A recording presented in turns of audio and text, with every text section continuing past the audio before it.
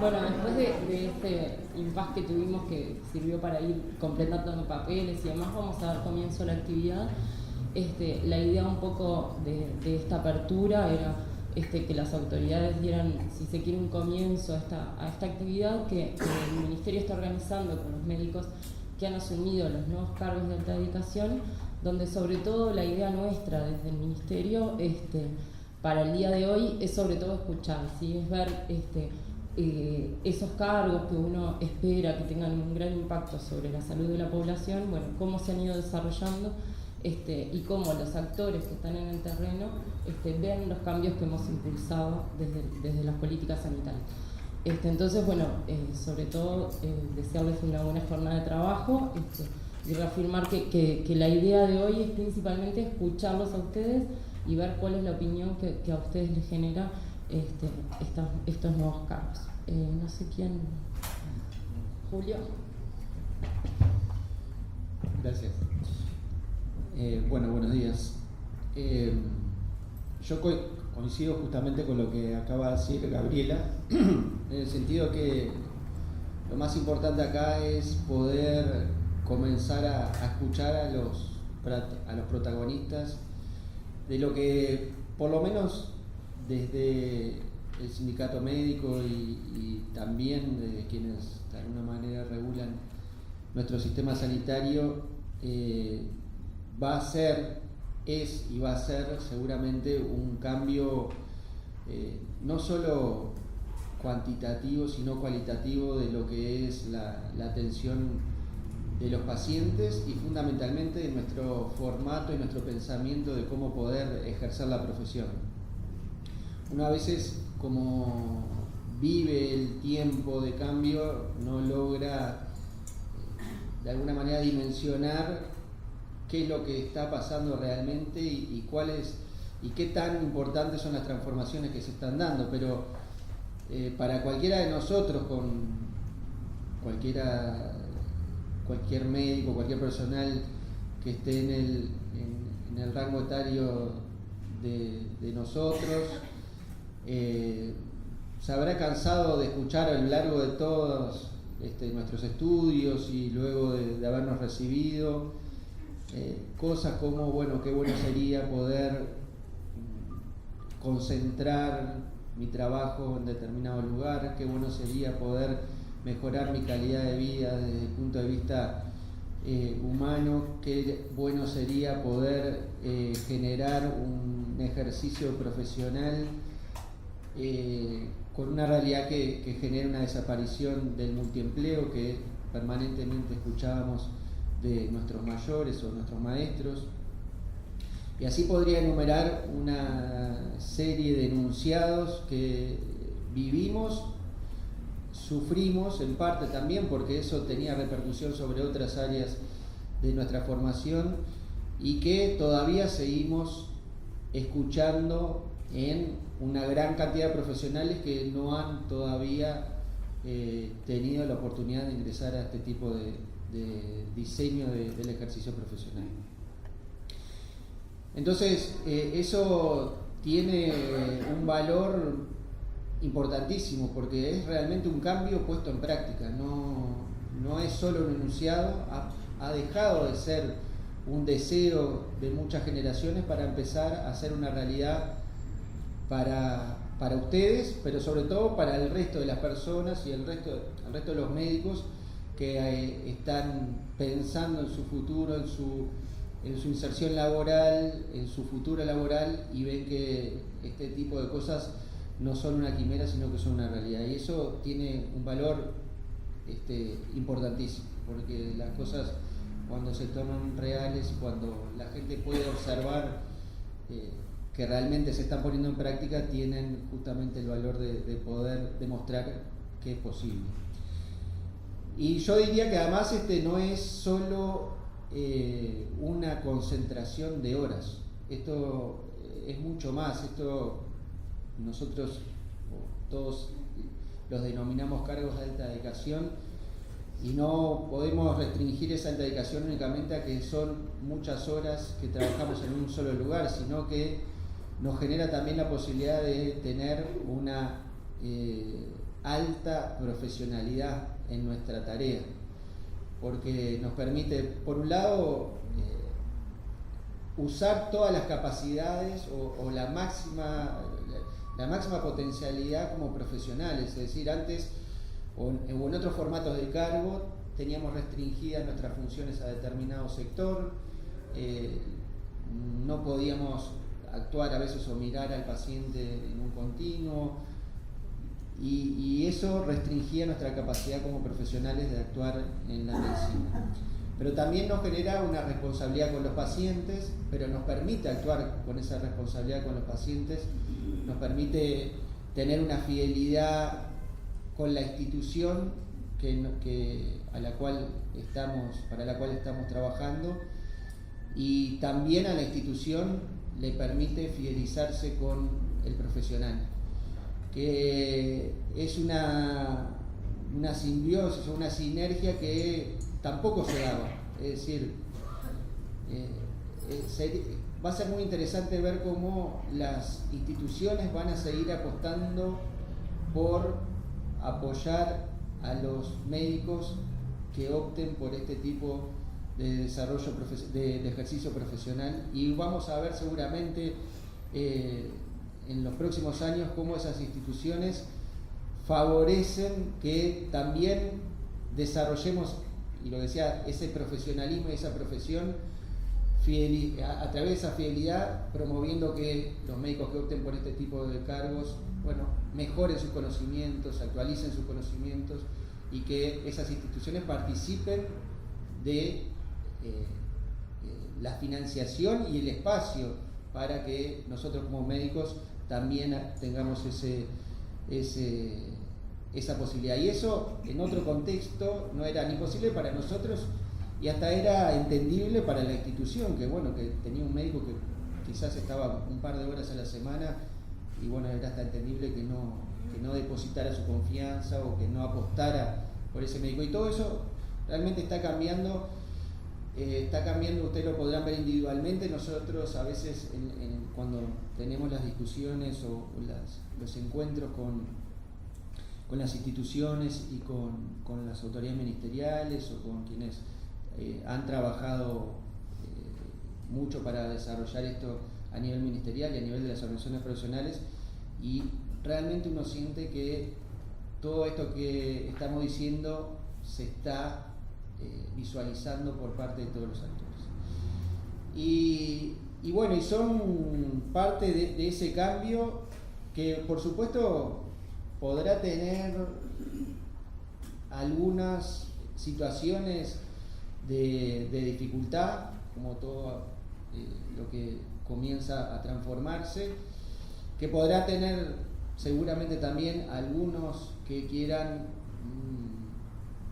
oponerse a este tipo de cambios bajo un intento de no permitir un cambio a costa de mantener situaciones de privilegio en algunos casos y para algunos sectores.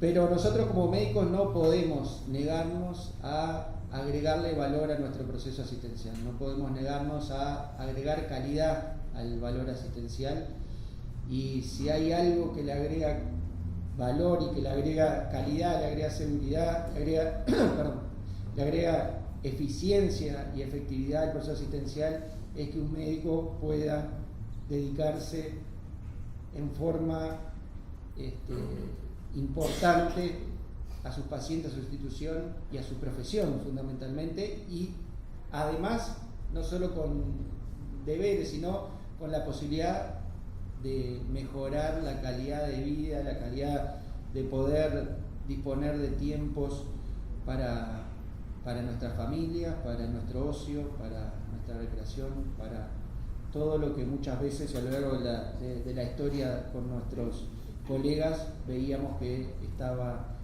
por lo menos limitado o cuestionado. Así que me parece muy importante que tomar la experiencia de quienes están, como decía Gabriela, de quienes están procesando este cambio con sus virtudes y sus defectos o sus dificultades, y creo que ese es el valor valor que tiene esto y que va a tener seguramente, que no debería agotarse solo en esta primera actividad, sino que seguramente va a requerir de otros encuentros, de otras reflexiones, en un momento en el cual creo que estamos aportando más allá de los beneficios que podamos tener, creo que como profesionales estamos aportando nuestro granito de arena a la mejora de la calidad asistencial. Así que me parece, vuelvo a resaltar la importancia de que estén acá, de que haya ya haya tantos colegas y tantas instituciones que tengan la posibilidad de hacer esto y de estar participando de estos cargos. Y yo repito siempre, otros ya me lo han escuchado decir esta frase, pero muchas veces se nos habla o se nos hablaba, todas estas cosas que les decía previamente, que médicos eran los de antes, que los médicos eran otros. Bueno, y yo siempre digo lo mismo, los médicos de antes en definitiva terminan siendo eso, y con el mayor respeto, ¿no? Pero terminan siendo eso, de antes. Los médicos de ahora son ustedes, y son ustedes los que tenemos la posibilidad de cambiar, y bueno, creo que es una muestra de eso. Bueno, es un enorme gusto estar aquí hoy con todas ustedes y con todos ustedes. Como ustedes saben, el Ministerio de Salud Pública en esta segunda etapa de la reforma marcó como consigna principal para seguir avanzando luego del cambio estructural que el primer gobierno generó con el Sistema Nacional Integrado de Salud, la JUNASA y el FONASA, avanzar en calidad y en seguridad de la atención. En ese sentido, detectamos claramente, no había que ser un genio para detectarlo, una disociación marcada entre las prestaciones que se habían incrementado mucho en el sistema sanitario y los recursos humanos para llevarla adelante. Eso es lo que nosotros denominamos como una crisis de crecimiento en el sistema, y que hizo que el tema recursos humanos en la salud fuera probablemente el tema más importante para tratar en este segundo periodo de la reforma, en esta segunda etapa de la reforma.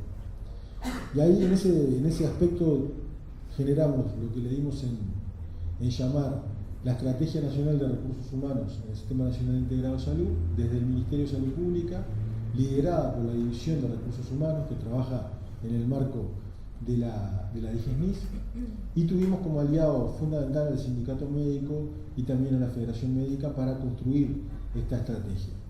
Esta estrategia tiene 4 grandes pilares, si pudiéramos denominarlo de alguna manera. En primer lugar, para nosotros es clave que el proceso asistencial se lleva adelante por un equipo asistencial, y en ese sentido desmedicalizar la presencia de los equipos y la atención de los equipos es muy importante, y hemos avanzado mucho en las reglamentaciones que tienen que ver con las profesiones que acompañan a la medicina en el equipo sanitario, fundamentalmente en parteras, en enfermería, que tenemos un déficit importante a nivel global. Hemos dado pasos notorios y pensamos terminar este periodo con una nueva reglamentación del ejercicio de esas profesiones. En segundo lugar, hablando ya de la medicina como profesión y de la formación médica, en lo que tiene que ver con la formación médica, sin lugar a dudas que este periodo estuvo teñido por un cambio cualitativo de lo que fue el programa de fortalecimiento de los recursos humanos dentro de la Facultad de Medicina, el programa que se popularizó como Unidad de Docentes Asistenciales, un programa que nos ayudó mucho en el 2010-2011, hace poco tiempo, pero parece que pasó un siglo, y hace apenas 3 años, en donde el sistema estuvo amenazado con una crisis gravísima en una especialidad muy sensible que era la anestesia, con un déficit marcado de recursos humanos que hizo que peligrara la atención quirúrgica y que se manejaran sobre la mesa medidas de diferente tipo que algún día se reseñarán. Pero salimos fortalecidos de esa etapa con un fortalecimiento del programa de las unidades docentes asistenciales, y ahora estamos planteando con mucha claridad en el tema de formación de recursos una nueva ley de residencias médicas. El Sistema Nacional Integrado de Salud requiere un Sistema Nacional de Residencias Médicas, ¿verdad? Está en la Comisión de Salud del Senado, son solamente los corporativismos los que se oponen a esta ley, como siempre, es una ley conveniada con la Facultad de Medicina, el Sindicato Médico, la FEMI, ¿verdad? Solamente la Sociedad Anestésico-Quirúrgica, o no sé cómo se llama ahora, el sindicato, o el llamado sindicato, se opone a esta ley, ¿verdad? Que es una ley de avanzada con respecto a mejorar las condiciones de formación y distribución de los profesionales. El tercer aspecto que hemos trabajado denodadamente, pero hemos avanzado poco realmente porque hay otros temas centrales que se oponen a eso, es la distribución de los médicos en el territorio nacional. Eso para el presidente Mujica fue una prioridad desde el principio, y cuando él planteaba la necesidad de que los médicos se vincularan con el interior y con el medio rural, y alguien le decía, bueno, pero se puede llevar enfermeras, era como una engaña pichanga. No, yo quiero que vayan los médicos al medio rural, yo quiero que haya una presencia de médico, y creo que eso tiene que ser interpretado con claridad como una visión de la importancia que tiene para el gobierno la presencia de la medicina en el medio rural. Hemos avanzado, pero nos queda mucho por hacer. Y el cuarto pilar, de medicalizar, mejorar la formación, distribuir mejor, y el cuarto pilar es este, los cargos de alta dedicación. Una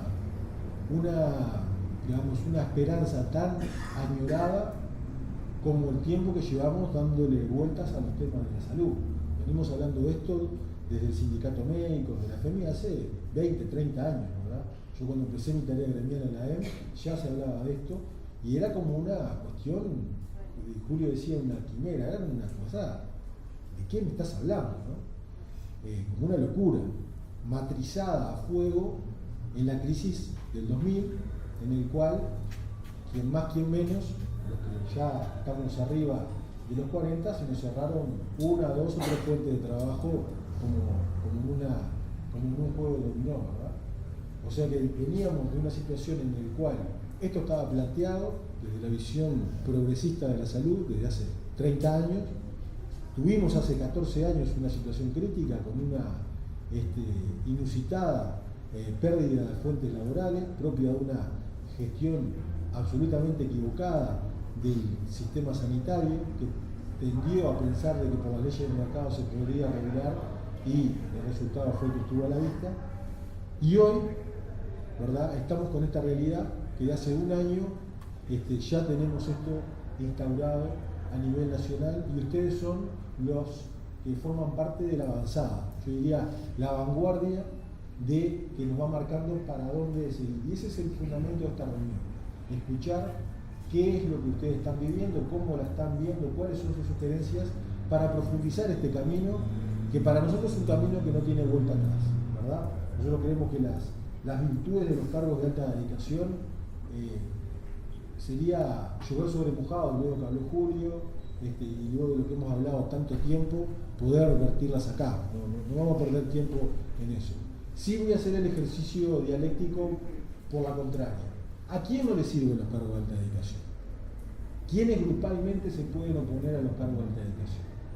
Y bueno, yo creo que en el contexto sanitario actual, en el mercado de trabajo actual, con los desafíos de la formación actual, con la situación médico-legal actual y con la situación del sistema actual, básicamente los enemigos de la alta dedicación son los que siguen defendiendo el multiempleo como forma principal de adueñarse de un porcentaje importante del dinero, de la bolsa de dinero que hay hoy en los salarios médicos, ¿verdad? Y en primer lugar, sin lugar a dudas, hay que ubicar a las corporaciones médicas que todavía se mantienen incólumes y que pretenden torpedear esta nueva modalidad de trabajo médico, ¿verdad? Las corporaciones que se basan en la sustentación de las corporaciones que se basa en el monopolio del conocimiento y de la acción sanitaria.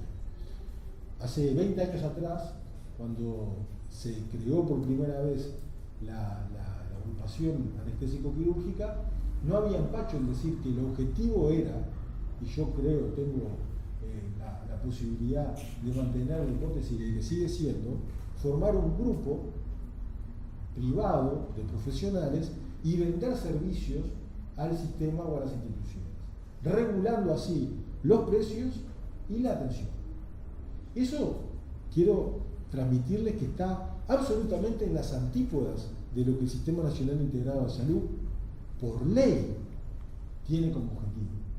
Eso es mercantilizar la salud, eso es oponerse a que la salud sea un derecho, y por lo tanto, esa concepción profundamente reaccionaria va a encontrar al Ministerio de Salud Pública siempre en el lado antagónico, defendiendo la ley de creación del Sistema Nacional Integrado de Salud. Y hay gente que todavía hoy no tiene presente que en el Uruguay la salud es un derecho y no una mercancía. Y por lo tanto siguen tercamente manteniendo esta visión. Lo otro que creo yo que también tenemos que tener como importante, ¿a quién le sirve a quién no le sirven los cargos de alta dedicación? Y no le sirve a la gente que piensa que lo que se aprende una vez y es para siempre, o que considera que en los cargos de alta dedicación que esté contenido un capítulo importante que es la formación permanente sea algo despreciable, o que llenar registros para saber cuál es la situación de la salud sea algo que pueda hacerlo cualquiera, ¿verdad? Ese desdeño, esa visión hegemónica y monopólica del conocimiento es algo que también va muy unido al modelo paternalista tradicional de la atención médica y está en las antípodas de lo que queremos nosotros como generación del Sistema Nacional Integrado de Salud. Y además hoy tenemos pruebas evidentes frente a la encuesta de comportamientos disruptivos que se hizo en el Sistema Nacional Integrado de Salud, que como ustedes sabrán es la encuesta más importante a nivel mundial y además la única encuesta que ha hecho un Ministerio de Salud a nivel mundial, que esta visión se une fuertemente con los comportamientos disruptivos dentro de la salud y que por lo tanto, además de ser disruptivos, generan inseguridad en el sistema sanitario. Por lo tanto, este contexto de hegemonía médica, modelo paternalista, conducta disruptiva, monopolio del conocimiento y multiempleo, lo único que hace, y hoy tenemos evidencia para afirmarlo categóricamente, es aumentar la inseguridad y disminuir la calidad de la atención.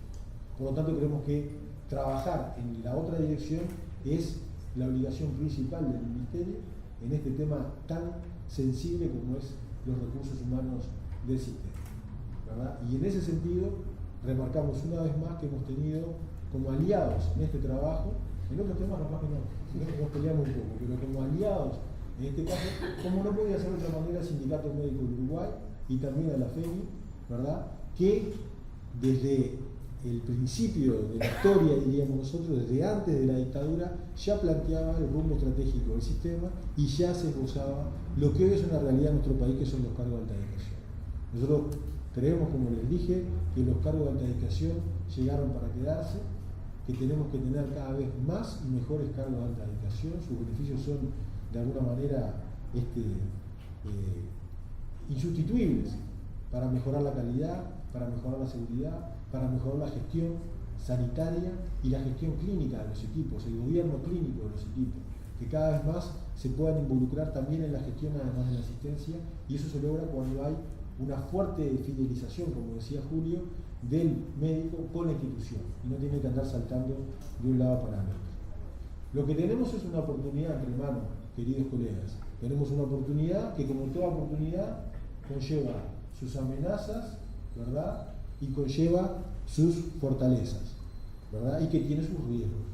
Por lo tanto, queremos decirle que, así como nosotros contamos con ustedes, apoyamos el esfuerzo que están haciendo y queremos saber qué es lo que están viviendo para poder mejorar esta dirección estratégica que el Ministerio ha tomado en conjunto con las gremiales, ¿verdad? Sepan que nosotros contamos con ustedes, pero queremos que ustedes sepan que pueden contar con nosotros en seguir profundizando esto y seguir expandiéndolo cada vez más a todas las profesiones de la salud, porque esto que es bueno para algunas de las especialidades, sin lugar a dudas, porque así lo demuestra la historia y el mundo, va a ser bueno para todas y sobre todo para lo más importante, que es la salud de todos y todas los habitantes del país. Muchas gracias.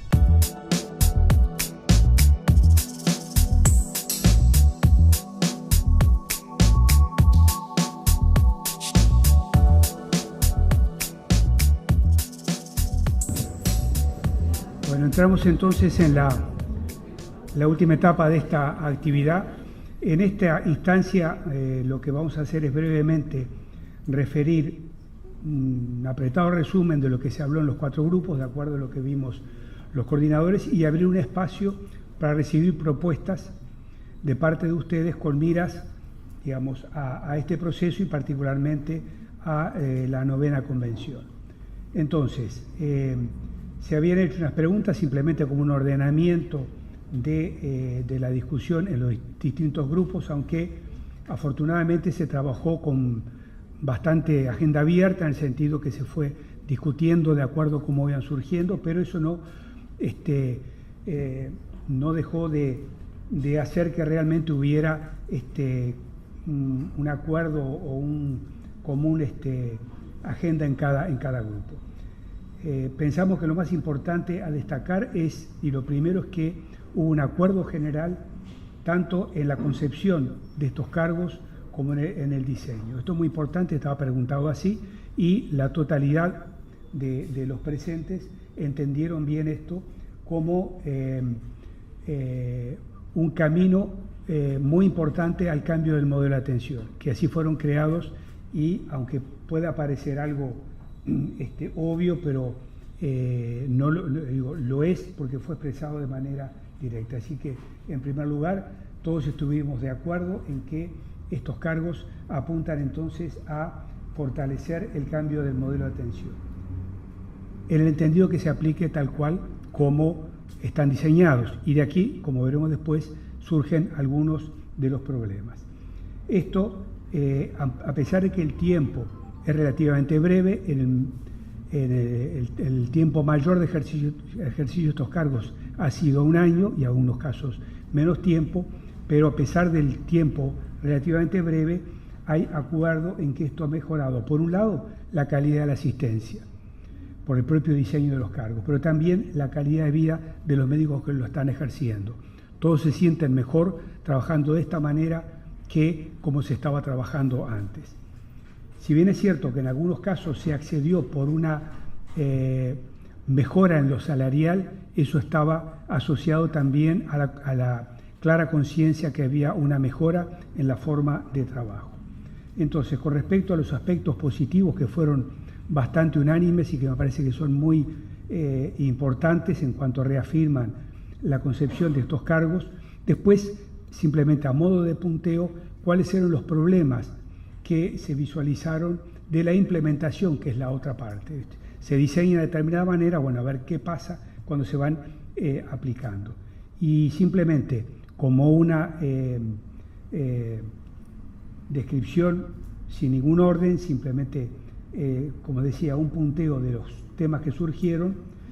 En lo que hace a las tareas de capacitación y formación, aquí surgieron problemas desde que o no existían o se confundían con tareas de gestión o dependían de la iniciativa del médico, que en esencia se puede concluir que la realidad es muy heterogénea entre las instituciones, por lo menos que estaban presentes por los médicos que participan de esta actividad, y que por lo tanto necesita un fortalecimiento. Eso como una tarea entonces para el futuro. Otro de los puntos que se refirió como conflictivo es el tema del radio, desde la propia existencia del radio hasta la forma que se ejerce el número de pacientes por hora, incluso aunque no depende estrictamente de esto, pero asociado también problemas que hacen en la seguridad. No es lo mismo, decían algunos colegas, hacer un radio en una zona conflictiva acompañado del enfermero o el chofer de la ambulancia que ir solo, etcétera, etcétera. Este fue un punto que se mencionó como conflictivo. La sobrereferenciación, problemas con el manejo de la agenda, los tiempos para consulta. Otro punto surgió bastante claramente es las diferencias en la implementación según la escala de la instituciones chicas o instituciones muy grandes, y entre Montevideo e interior. Las realidades de cada lugar también facilitaban o dificultaban la implementación. Y por último, en algunos casos, también la falta de un contrato de este cargo, es decir, la gente está trabajando sin un contrato. También la no aplicación estricta de lo que está formado firmado en los consejos de salario, y por lo menos el grupo nuestro se distribuyó, creo que en todos, se distribuyeron entonces una copia de los documentos para que cada uno sepa realmente lo que está firmado y entonces cuál debería ser, cómo debería ser ejercido el cargo. No sé si queda algo para agregar, Mara. Más o menos. No sé si algo de los aportes que se hicieron en los grupos siente que no fue contemplado. Nos gustaría que por favor lo expresaran. Si quedó algo afuera. Así que fueron lineamientos muy generales, pero si hay algún aporte que quieran agregar. Lo importante es que acá compartimos no solamente las cosas buenas, sino las cosas malas, pero de las cosas malas necesitamos también que desde el lugar donde ocupan hagan alguna reflexión que permita para la próxima convención generar aportes para poder mejorar los problemas que estamos teniendo. Entonces, creo que es una manera de empezar a debatir cuáles son las cosas que ustedes consideran podríamos, sobre los problemas generados, comenzar a hablar como posibles soluciones o como posibles intervenciones que puedan ir mejorando al paso del tiempo, como lo conversábamos en el subgrupo que estaba yo. Esto no es algo que se va a solucionar en forma inmediata, sino que requiere un periodo de tiempo que seguramente va a ser muy extenso, que seguramente no vamos a ver plasmado en la totalidad de los compañeros, y que requiere de la coordinación de muchas cosas, que también cosas que se hablaron fueron la necesidad de que no solamente desde el lado médico, sino que haya un compromiso más desde las direcciones técnicas para poder trabajar de esta manera, que se formen equipos de atención, porque no puede el médico solo con su cargo de alta dedicación generar los cambios, sino que tienen que haber equipos, y que existe otra cosa que también se habló, la necesidad de coordinar un poco mejor con las especialidades médicas que todavía no están trabajando en este mismo lineamiento. Bueno, dejo abierta para quien quiera empezar a hablar, o si desde el sindicato médico se quiere decir alguna cosa más.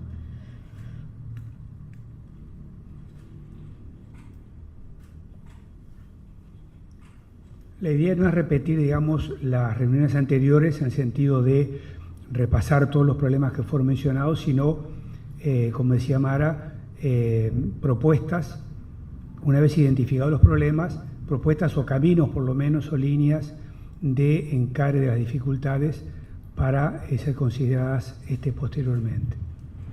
Sí, adelante.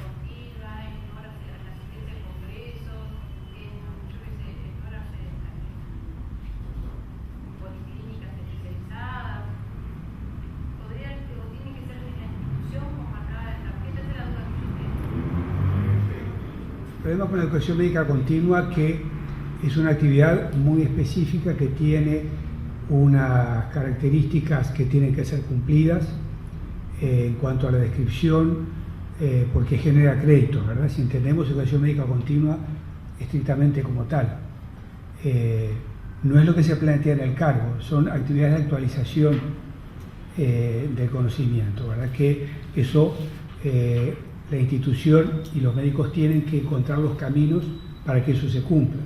Porque si decimos educación médica continua, ahí tenemos que entrar entonces a cómo está definido a nivel de escuela de graduados la actividad, el porcentaje de actividades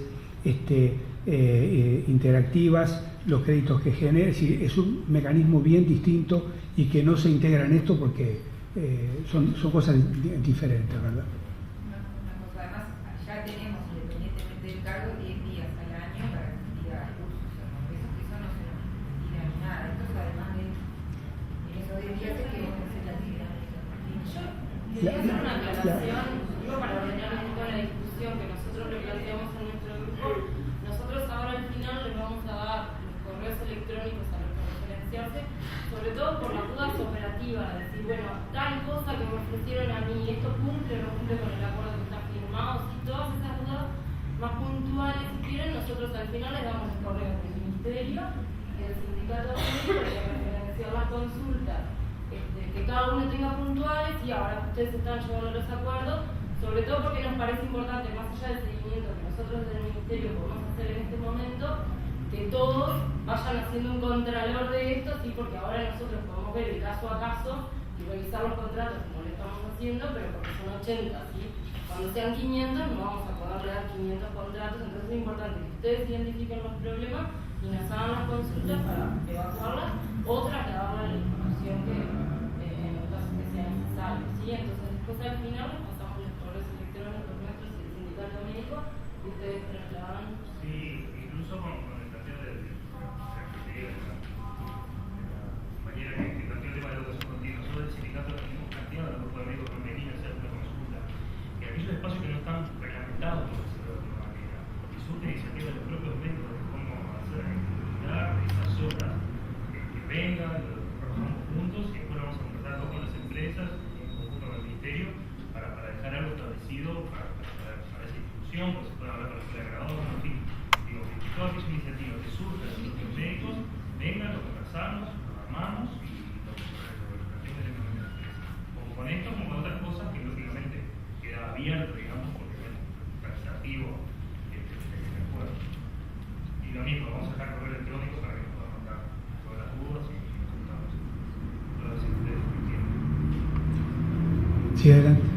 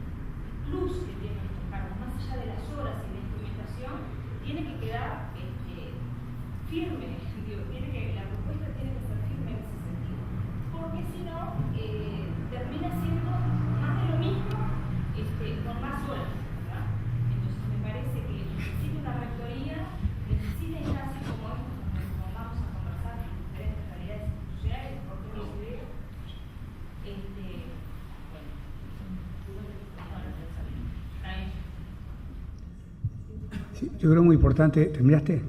Lo que tú decís y algunas reflexiones. En primer lugar, lo básico es que cada uno conozca exactamente las características de su cargo, que sepa cuál es el diseño, de tal manera que sepa si en su lugar de trabajo se está cumpliendo o pasa lo que tú decís, que se está utilizando para tapar agujeros. Así que por un lado, el conocimiento tal cual del cargo de alta dedicación, y en ese sentido hay dos caminos en cuanto a el control de que eso ocurra.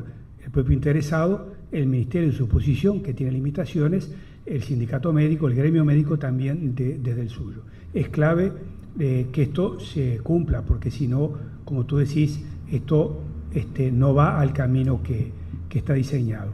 Lo segundo que decís creo que también es importante, porque de alguna manera esto no empieza y termina con el cargo de alta dedicación. Esto pretende ir más allá a un cambio del diseño de la estructura hospitalaria y extrahospitalaria, y globalmente la atención. Entonces, en la medida que esto se extienda y hayan cargos de alta dedicación en todas las áreas, pienso en la estructura hospitalaria, por ejemplo, ¿no?, que es más fácil de entender esto, allí la interacción y la integralidad de la atención naturalmente se va a dar en mejores condiciones. Así que es bien pertinente lo que tú decís. ¿Algún otro comentario, aporte, opinión?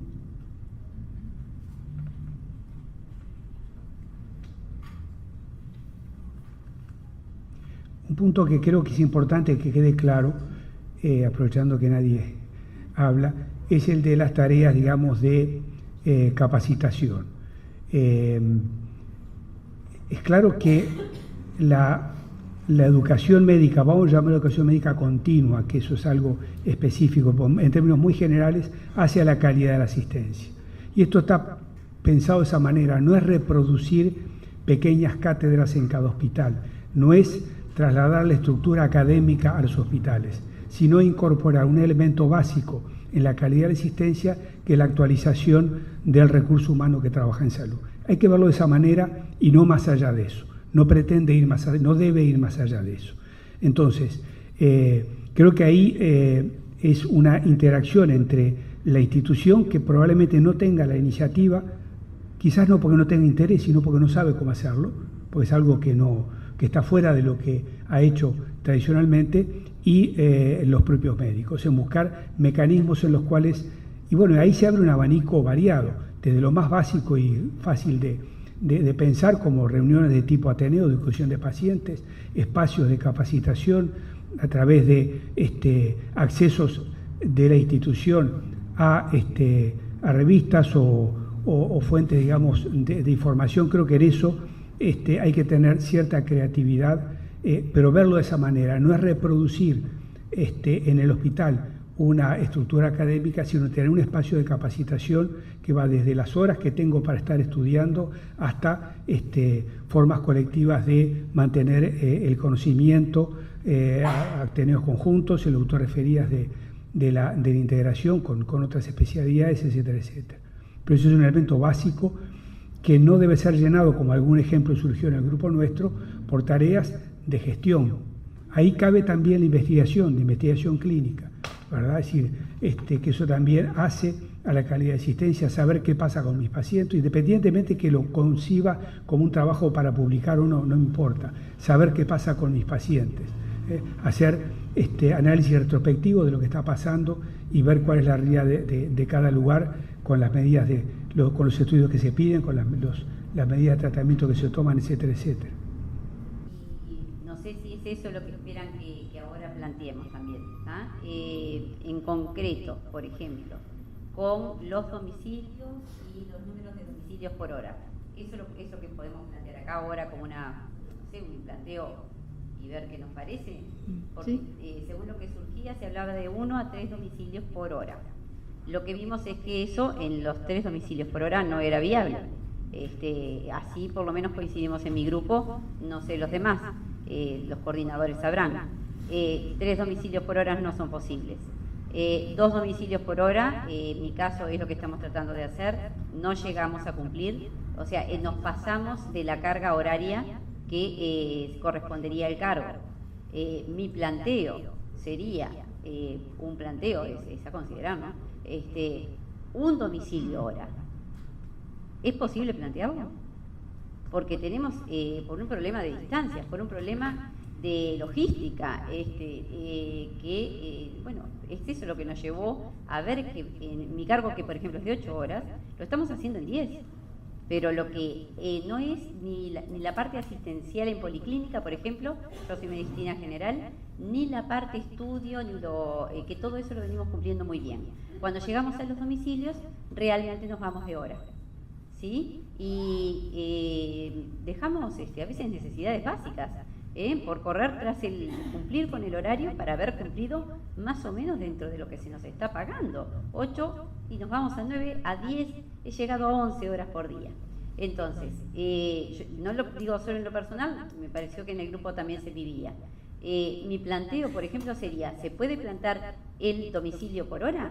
Es un planteo, no sé si cabía hacerlo aquí, pero esa era una de las cuestiones. La otra, en el consultorio, un cargo de alta dedicación puede tener, en vez de los 5 pacientes por hora, 4 pacientes por hora. Es la otra pregunta o planteo para hacer. Que me pareció que era donde rondaban los planteamientos en el grupo, ¿sí? Lo de los pacientes por radio me parece que es otra discusión, pero los pacientes por hora en policlínica ya está planteado dentro del convenio salarial, que van a pasar a ser 4 pacientes por hora. Tendría que haber sido a partir de 1 de enero, creo, y se corrió porque las empresas plantearon dificultades de agenda. Pero en realidad me parece que eso tiene que ser para los de alta dedicación y para el resto de los médicos, porque... No, yo no estoy de acuerdo, ganamos más y trabajamos, para mí tiene que ser para todos. A mí inclusive me resulta incómodo por la misma tarea ganar más que otro, todavía ver menos pacientes. Yo considero que eso que no lo puede ver bien nadie, ni el de alta dedicación ni el de no alta dedicación, porque yo hasta hace unos meses no era y tampoco veía 5 pacientes por hora. Ya está implementado desde hace 3 años en el último convenio salarial. Ah, sí, sí.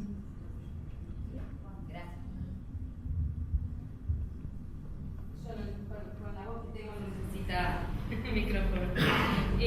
Lo que sí reforzar que desde el principio en las discusiones con las instituciones el asunto de los radios. 3 cosas. Sí, los cargos de alta dedicación, a diferencia de los radios de las instituciones, deberían tener un radio específico. ¿Por qué? Primero porque no se puede cumplir ya de por sí en un radio normal de distribución geográfica normal, no se puede cumplir los 3 llamados por hora, por el tema de que tenés una asistencia mínima entre 10 y 15 minutos, yo soy pediatra, y una movilidad de domicilio a domicilio promedio de unos 10 minutos, depende del área. Uno por distancias en las áreas del cordón periférico y otro por dificultad del tránsito y estacionamiento en el área centro. O sea, es imposible por donde lo mires, independientemente del área en el que te muevas en Montevideo, en una por una razón y en otra por otra. Pero fundamentalmente en áreas donde el médico, a diferencia de lo que hacíamos radio, no recibe pago por el llamado, por lo cual, si se dilata en las horas por tener un radio más amplio, por tener que cumplir, por ejemplo, 2 horas hay llamados que no lo haces en 3 horas y media, tu hora baja, tu costo hora baja.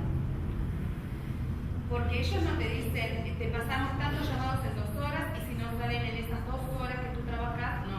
Tú salís con 6 llamados, por ejemplo, si tenés 2 horas de radio ese día. Y no importa cuánto demorás. Y en los radios institucionales de hoy, no se crearon, no se acotaron para estos cargos. Entonces, podés tener, por ejemplo, que les toca Centro, Ciudad Vieja, Centro, La Blanqueada, Positos y La Guada. Y hasta la parte del inicio de Cerrito. Porque la mayoría de los radios son así, que se divide Montevideo en 4 áreas o 5. Entonces, ¿cómo haces tú para generar 3 llamados, atender bien al paciente, no sufrir un accidente de tránsito y no regalar horas de trabajo? Es imposible. Ese ítem del contrato y de la descripción del cargo es irreal. Irreal para cualquier médico en cualquier zona de Montevideo o del interior, porque en el interior los compañeros están en zonas suburbanas también y tienen hasta 30 kilómetros del área de referencia. ¿Cómo cubre una consulta a domicilio con esas características? Es imposible, eso es irreal, es reconocimiento del trabajo al terreno. Y el objetivo de mejora de la calidad de de vida de médicos, vamos a terminar todos con prótesis, osteosíntesis o las coronarias tapadas. Y el paciente, o lo vemos en 5 minutos y lo vemos muy mal, y tampoco es el objetivo. Sí. No, yo no estuve en el plenario porque fuimos invitados, soy la presidenta de la Sociedad Uruguaya de Neonatología y Pediatría Intensiva, y fuimos invitados en la parte del plenario para contar un poco de la experiencia de la neonatología y la pediatría intensiva en los cargos de alta dedicación. No sé si ustedes, yo me llamo Irene Rodríguez, algunos me conocen, otros no, y nosotros empezamos con los cargos de alta dedicación en el 2011. Se empezó en forma un poco abrupta por las necesidades de los diferentes servicios en la cobertura de las guardias, y hay una realidad bien diferente entre los pediatras intensivistas y los neonatólogos, que funcionamos en formas bien distintas unos de otros. Si bien acá hablaron sobre todo con respecto a las fortalezas que tiene este sistema, estamos todos de acuerdo en todas las fortalezas que tiene. Nosotros en la parte del intensivo pediátrico y neonatal encontramos algunas debilidades que son bastante importantes, que pienso que por las características de nuestros cargos, que se entraron por un concurso de mérito, de oposición, y en el cual primó mucho toda la parte de la experiencia previa que se tenía, pienso que por la característica de los cargos, y en los cuales se entraron personas que no eran tan jóvenes como uno pretendía, para cargos que realmente exigen, que son muy exigentes tanto en la parte horaria como en la parte de resoluciones que tienen que tener.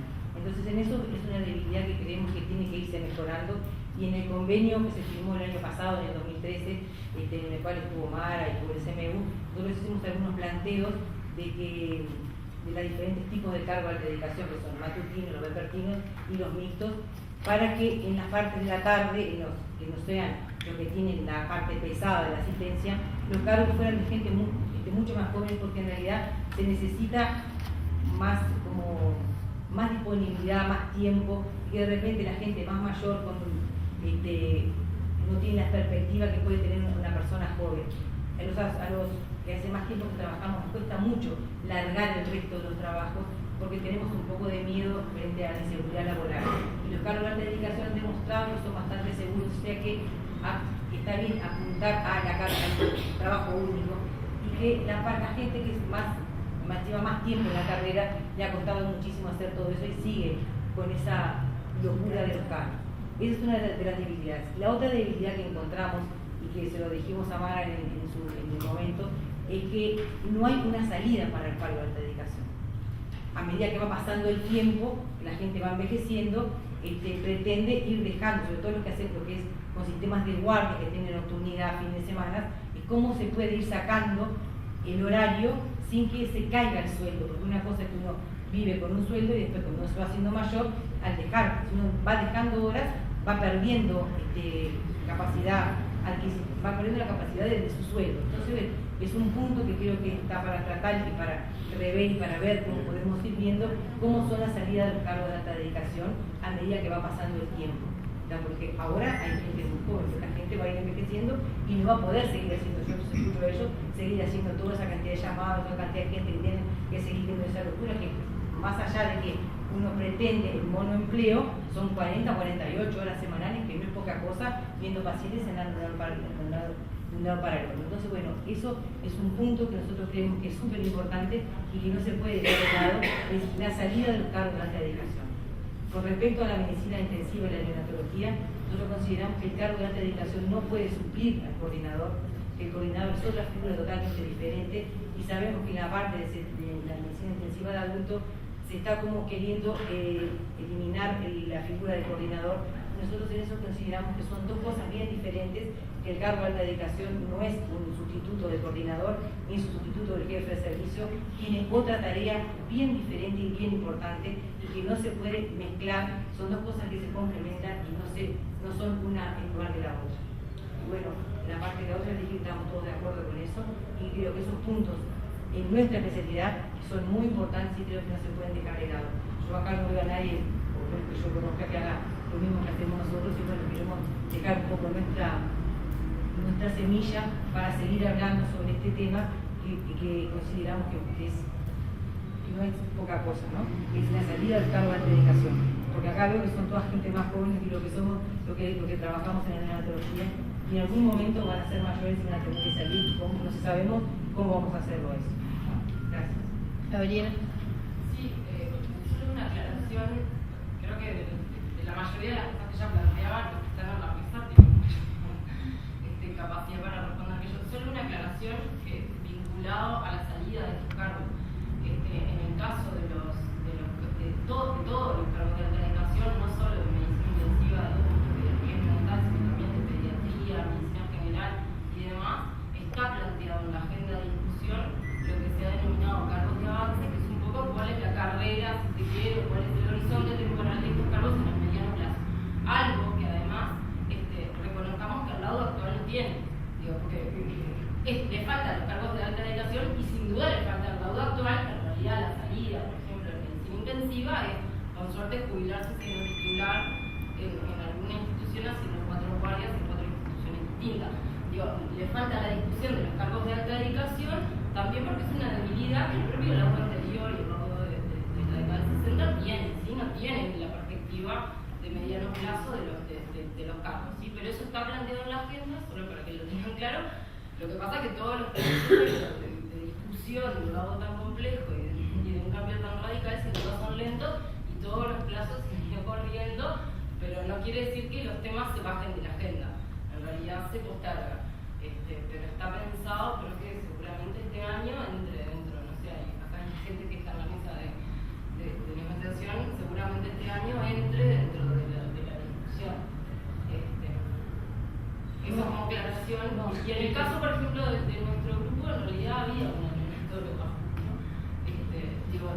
Sin duda, como fue un acuerdo posterior, también es menor la implementación que tiene, pero en algunos casos, algunas unidades han empezado a cambiar. Sí, y una ordenanza que todavía no está actualizada y en la que se está trabajando y desde donde también hay que colocar algunas cosas que van a apoyar a mejorar toda esta dinámica de la creación de los cargos de alta dedicación en unidades de cuidados intensivos, que está mucho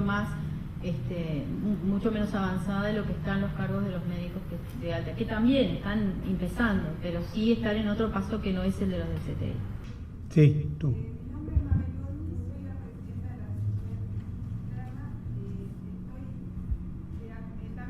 Fuimos convocados como las otras sociedades para aportar nuestra experiencia en general, en lo positivo, todo lo que se ha dicho y no quiero repetir.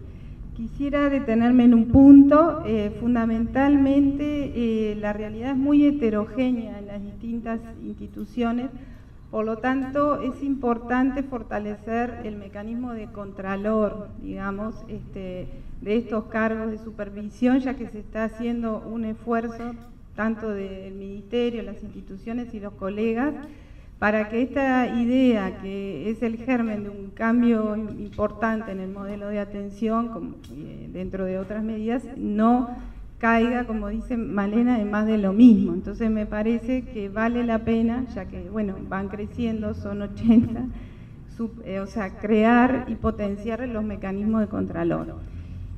Por otra parte, en nuestro colectivo todavía es muy pequeño el número de colegas que ha podido estar en esta situación, por lo tanto abogamos a que haya más posibilidades, a que se fomente en ACE y digamos también en el interior, y a su vez avanzar en los cargos de avance, porque en esa línea podrían pasar otros colegas que no han entrado en esta línea, en realidad porque esto lo apoyamos, lo fomentamos, pero se han generado algunos problemas dentro del colectivo. ¿Está? Nada más. Pasa el micrófono a la doctora que está delante tuyo. Hola, sí, a mí me pareció importante eso de los cargos de avance porque particularmente lo que a mí me respecta, que yo hago 2 noches y soy pediatra y tengo multifunción en una recepción, puerta y piso. Los cargos de alta dedicación nuevos que vengan, otros pediatras, ¿cómo vos podés avanzar a mejorar, a no hacer tantas noches? ¿Viste? Si el asunto de la antigüedad se va a respetar. Capaz que hay que hablarlo solo con la institución y eso de evolucionar. En un momento uno pretende dejar de hacer noches y y más en estos lugares donde yo trabajo, que vos haces el trabajo de 3 pediatras, ¿viste? Entonces, no sé, esa era la duda, que a mí me preocupa eso, ¿cómo vas a llegar? No, yo no quiero llegar a los 65 haciendo noches y cumpliendo, estando en 3 lugares, solo porque estoy en esta institución médica, ¿entendían? Digo que me gustaría avanzar en ese sentido, si habría, pero bueno, como ustedes dijeron, lo están planteando, lo están analizando, nada más. Luis.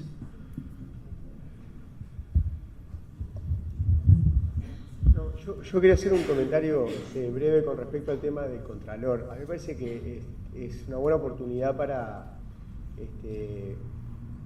solicitarles, pedirles a los médicos que están presentes y al resto de los que no pudieron venir pero que están ejerciendo estos cargos, que el Contralor no es unilateral. Yo no digo que ese haya sido el planteo, pero me parece que es bien importante remarcar que el Contralor es, tanto desde el lado del regulador, desde lo institucional, pero también desde el propio médico. Nosotros entendemos que el rol que juega el médico, en la medida en que comprenda cuáles son las flexibilidades y los derechos y las obligaciones que tienen estos cargos en el marco del convenio, que son nuevos, y que pueda ejercer de algún modo un Contralor dinámico y continuo sobre el cargo, desde lo que cobra, desde lo que hace como actividad y particularmente cómo desarrolla el cargo y las potencialidades que tiene, que en verdad esta es la esencia de la actividad de hoy, me parece.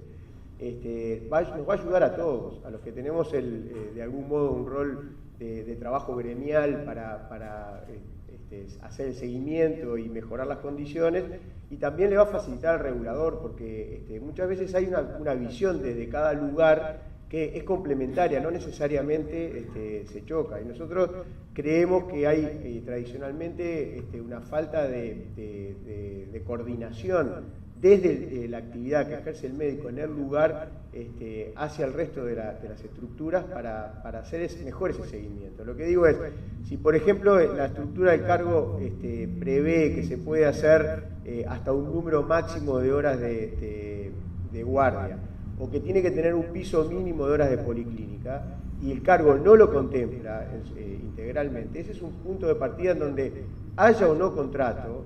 Es muy importante que podamos tener esa información, porque los seguimientos no se pueden hacer hasta el último detalle, mucho más cuando esto vaya creciendo.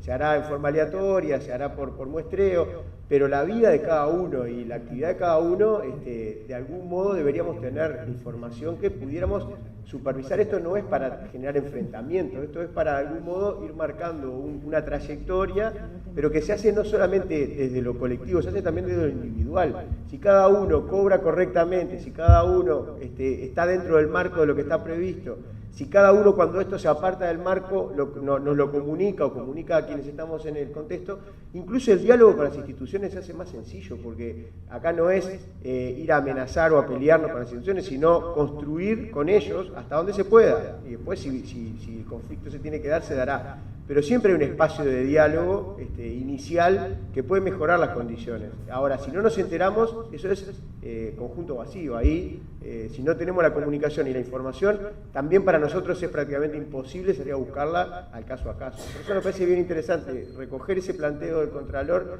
y de algún modo darle una visión también desde la vida de uno hacia afuera y contribuir con el resto para darle un marco. Incluso el tema, por ejemplo, el cargo de avance está previsto en el propio convenio. Si uno mira el convenio integralmente, aunque saltea algunas partes que puedan ser complicadas y que por ahí no sean las cuestiones centrales del médico, como puede ser todo el mecanismo de financiamiento, que es un tema bastante engorroso en esos documentos que le repartimos, pero en la última página del convenio aparece, en el caso del acuerdo del 2012, el del 5 de noviembre de 2012, aparece un cronograma en donde está estipulado que se va a discutir el tema del cargo de avance. Quizás no está detallado el contenido y el alcance de ese cargo, pero sí está estipulado ahí. Así que lo que decía Gabriel hace un rato de que pueden haber fechas que se hayan diferido en el tiempo o postergado, pero eso también depende de que haya interés y seguimiento de los médicos de que esas cosas se discutan, porque eso hace que inevitablemente se terminen discutiendo, así que le da garantías también a que el proceso se complete. Entonces nos parece importante y por eso se repartió también el documento, para que le podamos hacer un seguimiento no solamente desde lo que estamos sentados en las mesas negociando, sino de todos los que estamos involucrados en el proceso. yo diría que podríamos ir cerrando esta instancia de actividad, que como decíamos al comienzo, no empieza y se agota aquí. Reiterar realmente el agradecimiento por la presencia, en algunos casos con el esfuerzo de traslado del interior, pero estas cosas no se hacen en un escritorio, se construyen de manera conjunta entre quienes diseñan las cosas y quienes la protagonizan, y de esa manera, en esta actividad que sin duda es muy difícil, donde se plantea una heterogeneidad de situaciones muy grande y que la única manera de construirlo es ir viendo sobre la marcha, a partir de los lineamientos generales, cómo ir ajustando y adecuando entonces el desarrollo de esto que es absolutamente básico para lo que es el cambio del sistema sanitario en el país. Gracias a todos entonces.